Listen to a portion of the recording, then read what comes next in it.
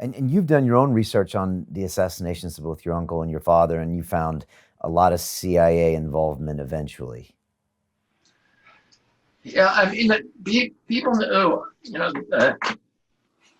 when the House Select Committee on Assassination, the Warren Committee that investigated my uncle's death has sort of created the orthodoxy that it was done by one man, by Lee Harvey Oswald. And people knew very little about Oswald. They knew very little about his relationship with the CIA, that he was a CIA asset from 1957, that he was, that he was under orders of the CIA Director of Counterintelligence, James Jesus Angleton, that Oswald's defection to the Soviet Union was a direct order from Angleton.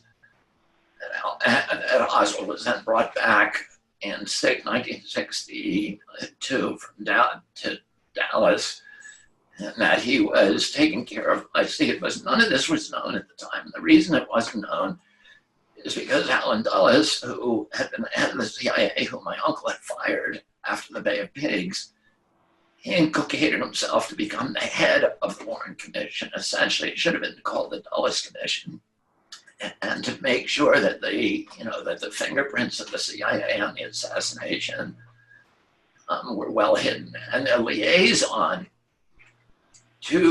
between the CIA during those committee hearings and the committee was a man named Johannides, who had been Oswald's case officer while he was at the CIA, while he was an agent of the CIA in Dallas.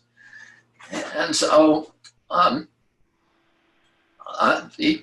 by 1975, the Select Committee on Assassinations, when they reinvestigated it, there was a lot more material that was available to them, and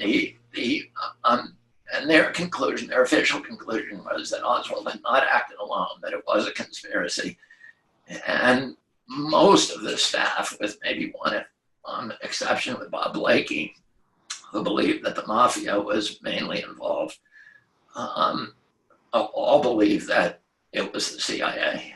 And since then, we've had 40 years of documents that have essentially sealed that conclusion that yes, of course, it was the CIA, and I think today it's almost incontestable. And your father? Well, my father, I always believed that Sirhan had acted alone, because there was so much evidence against him. There were 77 eyewitnesses. He had these diary entries that appeared to implicate his anger at my father for endorsing Israel, arms sales to Israel, and it appeared that was it appeared clear that Sirhan had killed him, and then Paul Schrade, who was one of my father's closest friends, and he was a labor organizer for the 1968 convention. He had introduced my father to Cesar Chavez. My father loved Paul, and he was one of the directors of the United Auto Workers, and he took a sabbatical from the United Auto Workers to work on my dad's campaign. And he was shot by Sirhan that night, and he spent the last 30 years trying to get Sirhan out of prison because he was convinced that Sirhan did not kill my dad. And he finally made me, I had kind of avoided looking at it for years. It was very painful. But he finally made me sit down and read the autopsy report and then look at a lot of other evidence. And then I started my own journey, and I interviewed a lot of the eyewitnesses, and it became very, very clear that Sirhan could not have killed my father. And, let me explain that. Sirhan, there were 77 eyewitnesses, and about 17 of them who had a direct, while the shooting was going on, to the extent that they could, glimpses, because there was a lot of confusion. Sirhan was standing in front of my father across it with a steam table between them. He never got within 5 feet, and some people say much farther, maybe 8 or 9 feet from my dad. And he was holding the gun out and pointing it toward my father when he started shooting. He shot twice toward my father. One of the bullets went past my father's ear and struck Paul Schrade in the head. So Paul fell down. The next bullet that he fired hit a door jamb behind my father, and it was later removed from the door jamb by the police. Sirhan was immediately grabbed and wrestled to the ground, and his arm was directed away from my dad. And there was a lot of people on that dog pile, about 6 different people, including the concierge at the hotel, who really acted heroically, and Rosie Greer, Rayford Johnson, and a lot of other people. They directed his arm away from my dad in the opposite direction. And they tried to get the gun from him, but Sirhan had superhuman strength that night. He would not let go of the gun, and he pulled the trigger 8 times, 6 more times. Oh, he emptied the barrel. There was 8 bullets in the chamber. It was a revolver. He emptied it, and each one of those bullets hit somebody. So all 6 of them are accounted for. The 2 that were fired at my dad were accounted for. The recordings of that night show that there were 13 shots fired. And the 4 shots that killed my dad, 3 of them killed him. There were 4 fired from behind. One of them went through his shoulder without touching him, through the padding on his coat. But 3 of them, 2 went into his back and 1 into the back of his head from behind his ear. According to Thomas Noguchi, who is probably the most famous and best coroner in history, in American history, and Noguchi did not believe that Sirhan could have killed my father. All 4 of those shots were contact shots. So they left carbon tattoos on my father's skin. According to Noguchi, they were contact shots, meaning the barrel of the gun was touching my father while they were fired. And Sirhan never was behind my dad. My dad was always facing forward.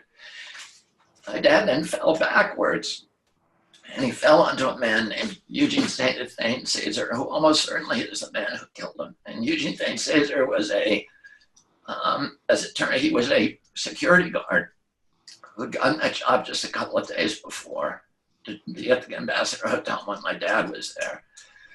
And his real job was that he had a high security position at the Lockheed factory in Los Angeles. And he was a CIA asset. In fact, he lists himself as a CIA agent. So he pulled his gun. He admitted that, and he was seen by people. My dad fell on him, and then he stood up and climbed from under my dad, but he had his gun in his hand when he did that. He changed his story many, many times about when he pulled his gun. He changed it 3 times that night. The police never got that gun. And later his gun he claimed it was sold a month later, but in fact, or a month before his 22, but in fact it was sold afterwards. None of the bullets that ended up in my dad matched the bullets, matched Sirhan's gun. So Sirhan's gun could not have fired them. And I was in negotiations with Eugene Thane Cesar, who died 2 months ago. He was living in the Philippines, and I was able to find him, and I think he was hard up for cash, and he first said that he would talk to me for if I paid him $10,000, and then when I found somebody who was going to pay that, and then he raised it to $20,000. And so we were in negotiations with him when he died. I've been to meet Sirhan, and like I said, I don't think that, I mean, I know just physically Sirhan could not have killed my dad. It was written in one of the papers that I went to see Sirhan and he convinced me that he didn't kill my dad, but that of course is not true. I was convinced before I went to meet him because just physically he could not have done it.